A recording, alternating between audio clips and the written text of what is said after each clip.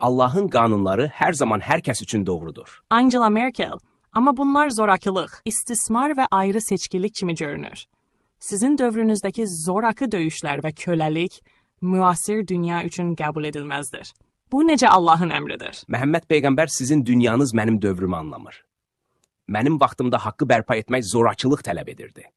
Allahın iradəsi budur ki, yanlış yolda olanlar düz yola gətirilsin. Əgər bu qan tökməklə mümkün olurdusa, mən Allahın iradəsini yerinə yetirirdim.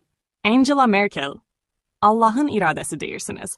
Amma bəşəriyyətin qanı tökülərək zorla düz yola gətirilməsi nə vaxtdan humanist yanaşma olub? Məhəmməd Peyğəmbər, insanlar hər zaman yanlış yola meyl ediblər. Mən Allahın Peyğəmbəri olaraq bu yanlış yola mane olmaq üçün hərəkətə keçdim. Allahın əmri mənim üçün müzakirəyə açıq deyil.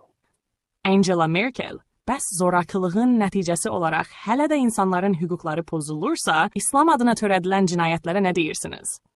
Məhəmməd Peyğəmbər Allahın əmrləri müqəddəsdir. İnsanlar bu əmrləri səhv şərh edirsə, bu mənim günahım deyil. Mən öz dövrüm üçün ən doğrusunu etdim. Allahın qanunlarını müzakirə etmək insanın ixtiyarı deyil. Angela Merkel, əgər müzakirəyə açıq deyilsə, bəs Allahın qanunları niyə bu qədər təzadlı və qeyri-humanist nəticələrə yol açır? İnsanlıq sülh və ədalət axtarır, zorakılıq deyil. Məhəmməd Peyğəmbər sülh Allahın istəyinə tabe olmaqdan keçir. Kim ki bu tabeçiliyə qarşı çıxır, o öz aqibətinə layiqdir. Mənim təbliğ etdiklərim haqdır və hər kəsə doğru yolu göstərmək üçün lazım olan hər şeyi etdim. Allahın qanunlarını qəbul etməyənlər onun cəzasına hazır olmalıdırlar.